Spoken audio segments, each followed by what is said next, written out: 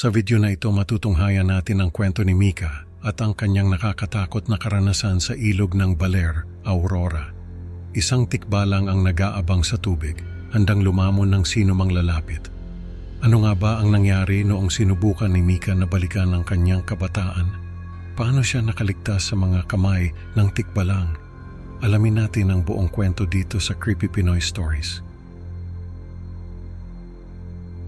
Isang mainit na hapon sa Maynila, abala si Mika sa kanyang trabaho bilang graphic designer. Sa gitna ng kanyang ginagawa, biglang sumagi sa kanyang isip ang isang tag-init noong siya'y 5 taong gulang pa lamang. Para bang may nagbukas ng lumang album sa kanyang utak at naramdaman niya ang matinding nostalgia. Noon si Mika ay nasa Baler, Aurora sa bahay ng kanyang lola. Ang paligid ay puno ng mga kwento at alamat tungkol sa mga engkanto at iba pang nilalang. Mika, tandaan mo, huwag kang lalapit sa tubig kahit anong mangyari, paalala ng kanyang lola habang nagkukwento ng mga engkanto. Bakit po, lola? Tanong ni Mika puno ng inosenteng kuryosidad. Dahil maraming misteryo ang ilog na, yan anak. Hindi lahat ng nakikita mo ay totoo. Sagot ng kanyang lola na may seryosong mukha na tila may malalim na lihim na itinatago. Isang araw habang nangingisda sa ilog malapit sa bahay, narinig ni Mika ang isang nakakaakit na musika. Para bang may invisible na kamay na humihila sa kanya papunta sa pinagmulan ng tunog. Sinundan niya ito at nakita si Adrian, isang batang lalaki na nagpi-fiddle. Tinawag siya nito na lumapit. Halika Mika, sama ka. Ngunit naalala ni Mika ang pangako niya sa kanyang lola. Tumanggi siya at umuwi na puno ng pag-aalinlangan. Iniisip kung sino nga ba si Adrian at bakit parang kilala siya nito. Kinabukasan, bumalik si Mika sa ilog. Ang paligid ay tahimik maliban sa mga tunog ng kalikasan. Narinig ni Mika ang mga tawa ng mga batang babae. Nakita niya sina Liza, Carla at Marga.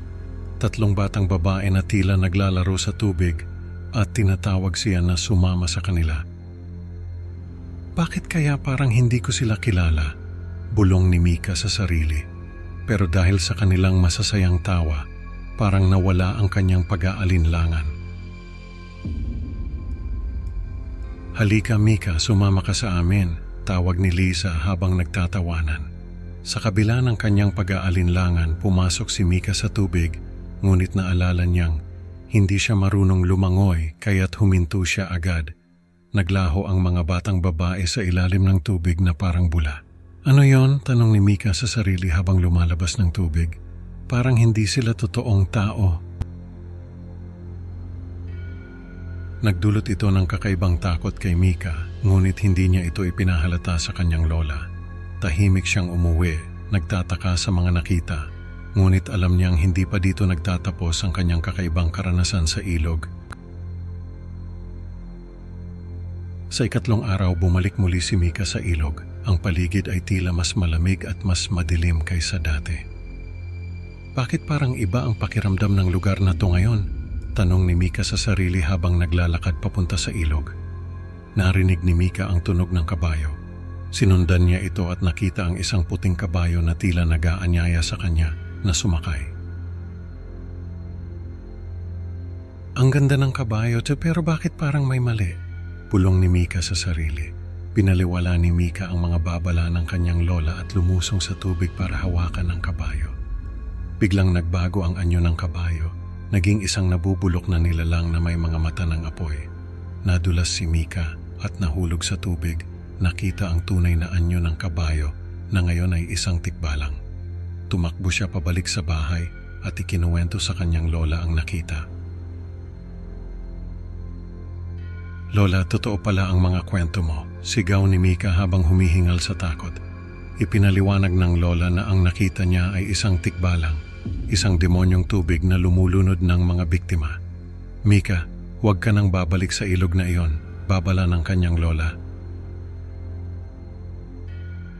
Makalipas ang ilang taon pagkatapos mamatay ang kanyang lola, bumalik si Mika sa Baler upang ayusin ang mga ari-arian ng kanyang lola.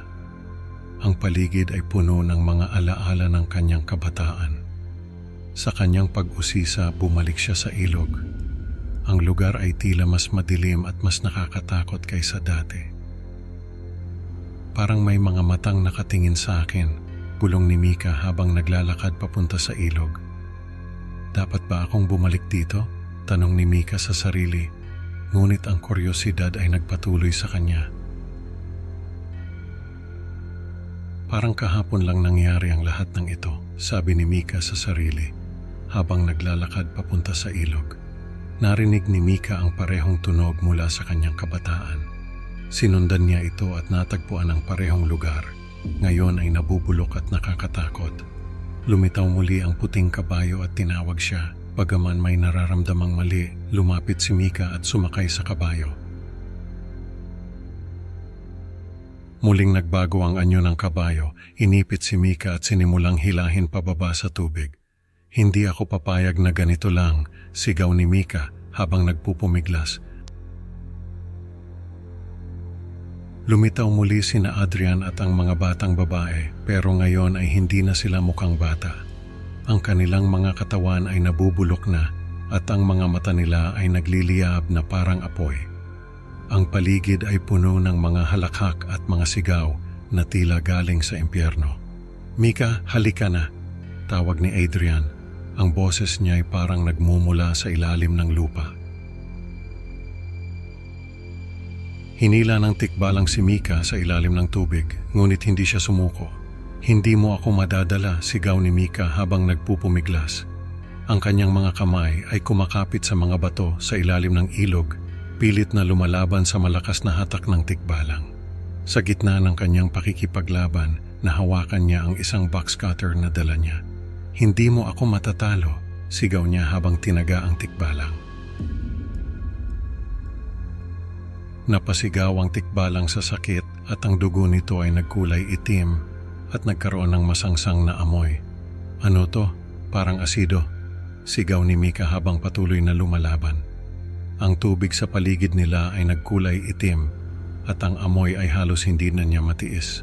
Sa kabila ng takot at hirap, nakalabas si Mika sa tubig at nakita ang lugar na puno ng mga labi ng mga nakaraang biktima. Ang mga kalansay at mga damit ay nagkalat sa paligid, patunay na marami na ang nabiktima ng tikbalang. "Hindi na ito dapat mangyari pa sa iba," sabi ni Mika sa sarili habang tinitingnan ang mga labi ng mga biktima.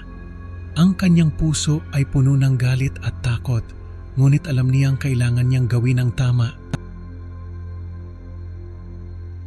Matapos ang nakakatakot na karanasan, ibinenta ni Mika ang bahay ng kanyang lola at pinalaan ng mga bagong may-ari na huwag lumapit sa tubig.